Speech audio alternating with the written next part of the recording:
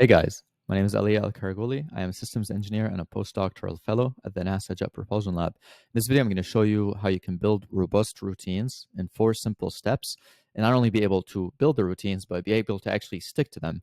And towards the end, I'm going to show you how you can build a system for not only sticking to the routine, but even when things do fall apart and you kind of fall off, how you actually bounce back as quickly as possible and make the routine even more robust. Now, this video is made out of frustration. This video is made out of 2 frustrations. One, me hearing people saying, oh, people with ADHD cannot build routines, or like, oh, I have ADHD, I cannot stick to things long enough. Well, if you're someone with ADHD, you brush your teeth every single night and hopefully every single morning. Guess what? That's a routine, which means you are able to build routines. They just have to be the right routines. They have to have the right incentive, the right system in place. So that immediately dispels that myth. Frustration number 2 is I see a lot of YouTubers, self-help gurus, people on the internet saying, oh, routines are like for weak people, or like, oh, routines are crutches, or like, oh, routines like make you too rigid, and like you should just wake up and I don't know, magically do the work and do things of that nature.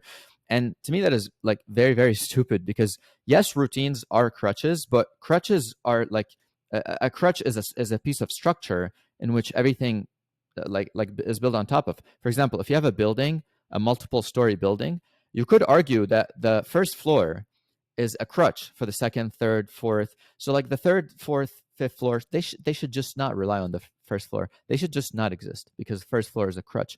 Like that is really, really dumb. Like, yes, structure is very, very important. And yes, in a way it is a crutch, but that crutch basically forms the structure and the system in which everything builds on top of. What you need is a lean enough and a simple enough structure and a routine that you can execute repeatedly. And once you do that, then you're able to stick to it. That's okay. That's an argument that I'm willing to understand. But anyway, enough with me being frustrated. Now, hopefully, you understand that routines are important and they are doable, even if you're someone higher up on the ADHD spectrum. So let's go ahead and build some robust routines. Now, there are 4 steps here, and the 4th step is this system building, which I'm going to go in a lot of detail. But first step is clarity always. And this may sound obvious, but actually, in my opinion, 95% of people skip this step entirely, which is get clarity on why do you even want to build this routine? What is the routine and why do you want to build it? Because I hear many people saying, oh, I would like to wake up and have a morning routine of doing like 100 push-ups and doing things of that nature. And then I'm like, what? Well, like, why do you want that? Do you care about like being in physical shape? Do you care about, and then after thinking about it, people are like, no, I don't actually want that. I just saw someone on social media have that, and I thought it would be nice to have that. Like, nice to have is a recipe for like a routine that's not going to last because you don't inherently want it. And again, I'm going to go back to the teeth brushing example. Like, what is the incentive for brushing your teeth? You want your teeth to look good. You want your breath to not smell bad. You want to interact with other people in a way where people are not like repulsed by you. So there's a very strong incentive for a human to brush their teeth every single day.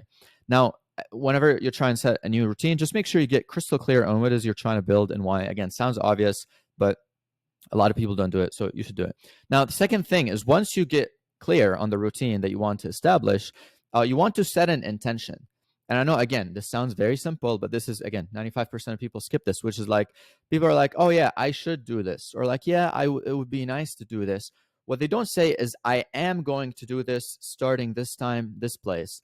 And they have done research on this. If you look up, for example, implementation intention as a concept, the idea of like telling yourself, I'm going to start doing this thing at this time, in this place, in this setting, that's going to make you get started. And a lot of people struggle with starting, and like starting should not be an issue if you set the intention. But again, this is not really a hurdle. This is step 2, just kind of getting it out of the way, making sure you get clear on what you want to build and you set the intention to go ahead and build it. So this should help you figure out what you want and figure out how to start it. Here's where things get interesting.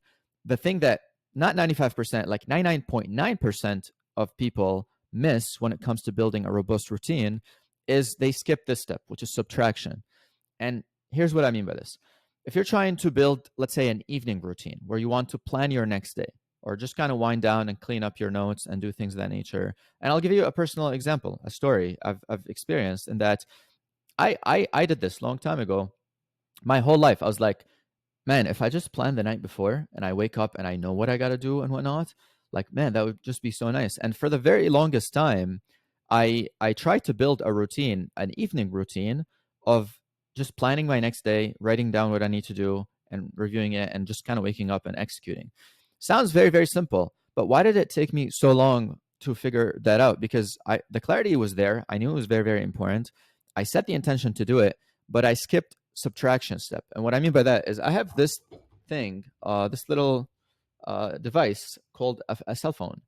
And for the very longest time, I would tell myself, okay, at 10 p.m. every night, I'm going to go sit down and do my evening routine. But here's the problem. It would be like 9:47 and I'd be on my phone. And my phone has a lot of interesting stuff in there. It has like at least it used to have like social media apps. It used to have like all these things that would draw me in and whatnot. And then I would just kind of look at like 11 or midnight. I'm like, oh man, like where did the time go? Where did the night go? And the reason I was not sticking to my routine of sitting down and planning my next day the next morning uh, for the next morning is because I had something else that was far more interesting and far more dopamine releasing than my routine. So the way I was able to solve that is I was able to basically turn my phone into my best friend, and that I deleted a lot of social media apps. I reorganized my phone that now like it literally looks like this. Like this is not how the normal person's phone looks like. You know, it's I had to go back and reconfigure my phone and block certain apps and do things of that nature. And only when I did that, 10 p.m. Would come, and because I didn't have this other thing that was distracting me, I subtracted it from my life. Now I suddenly had the mental bandwidth and attention to actually sit down and implement my routine, which again sounds very crazy. Like it's very simple, but very hard to implement, right? But once you figure out how to reconfigure your phone, your computer, your environment, you do all the things of that nature, it becomes quite simple. Now, once you do the subtraction step, there's only one last thing you got to do, which is actually go ahead and build the system. And this is composed of 4 different parts. One is environment. If you want a routine that lasts, you got to optimize your environment in a way that the routine is just so obviously there in front of you to be executed. And what I mean by that is, again, going back to teeth brushing example, the real reason you brush your teeth every night is because you've been doing it for a while, and when you go into your bathroom and you look at yourself in the mirror and whatnot, there's a toothbrush and toothpaste sitting right there in front of you in a very clear, obvious way. You don't have to like open a drawer to pull them out. You don't have to like go to another room. They're just kind of there. It's just very, very easy. It's in your face and it's very, very easy to do. Now, this is especially relevant if you're someone who is higher up on the ADHD spectrum, because people who have ADHD are a lot more distractible by other things. So if you are in a very cluttered environment, or if you're in an environment where the thing that you need to see, to notice, to execute your routine is not just kind of there, isolated and obvious, you're going to be a lot less likely to do it. And for example, I wanted to have to build a routine of I did Invisalign for my teeth long time ago, and I wanted to build a habit of wearing my retainer every night, because I noticed there were a lot of nights where I would skip wearing the retainer, and the only way I was able to stick to it after I did steps 1, 2, 3 and whatnot is I had to go and put the retainer. I bought like a retainer cleaner thing, and I had to go put it right next to my toothbrush and next to my toothpaste. James Clear calls this habit stacking in Atomic Habits, and only then I was able, every time I'd go brush my teeth, I'm like, oh yeah, the retainer is right in front of me. So it makes it very easy for me to stick to it. So you definitely want to optimize your environment in a way that makes the thing just so obvious and so in your face. Now, once you do that, you want to remove dependencies. And what I mean by that is dependencies are anything that makes the routine dependent, uh, like something that the routine depends on, which like if you don't have it, the routine does not happen. So for example, a dependency is you saying, oh, like I can only brush my teeth with this very specific toothbrush. And if I don't have this very specific toothbrush, then I can't brush my teeth at all. That's really bad. We don't want dependencies. And people make this mistake all the time. And I've made this mistake before, where like you build a routine that is very specific to a certain environment, like such as your room or your office or things of that nature. And then as soon as you're in a different environment, that routine is thrown off. And to me, that's really bad, because that kind of makes you very fragile, that makes you rigid. You want your routine to be as lean as possible and does not have dependencies on physical location or on things of that nature. Then you're going to be able to be a lot more likely to stick with it in the long term. Another example is I used to track a lot of my habits on like a piece of paper that I hung on my wall. And the problem with that is whenever I was not in my room, my little habit tracker was not on my wall anymore. So only when I started doing that on my phone, which I can carry with me everywhere, then I was able to stick to it. That's an example of removing a dependency, which in this case was my wall or my room. And then by transferring it to my phone, which I basically take with me everywhere, I remove that dependency. Now, once you do that, you want to make sure that you have a solid plan for rebounding. And this is a combination of two things. This is like self-talk. It's a little bit psychological, but it's also systematic. Now, the problem most people have with routines is, well, there's many problems that we discussed, but another very common one is people will build a routine, build a habit, stick to it for a few days, and then fall off. And then because they fall off, what do most people do? They're like, oh, yeah, of course I can't stick to the routine. Oh, yeah, I guess it's just not. Oh man, why did that not work out? Is it like there's this loop of like negative self-talk around why this thing is not going to work, or like beating yourself up for not sticking to it long enough, whatnot.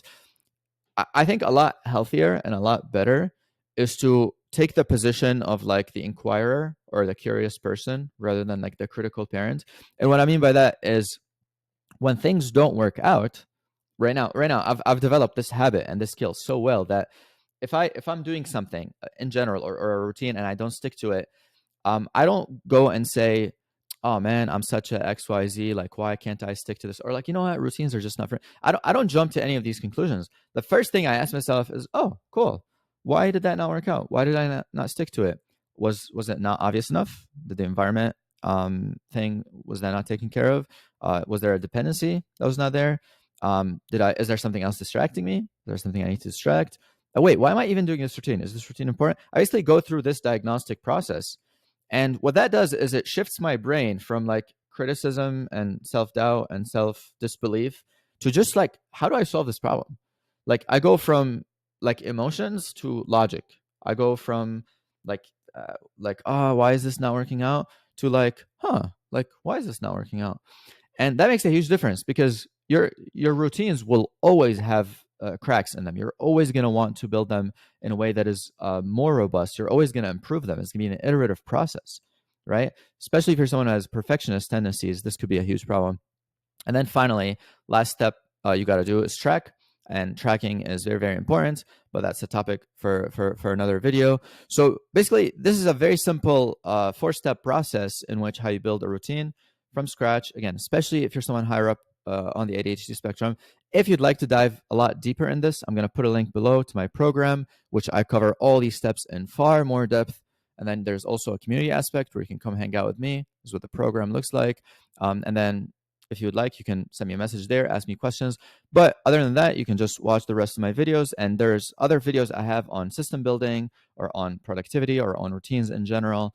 And then finally, if you have any questions, you can also leave them in the comments, and I'll try my best to respond to them in the fastest way possible. But yeah, with that being said, I will see you guys in the next video. Peace, love.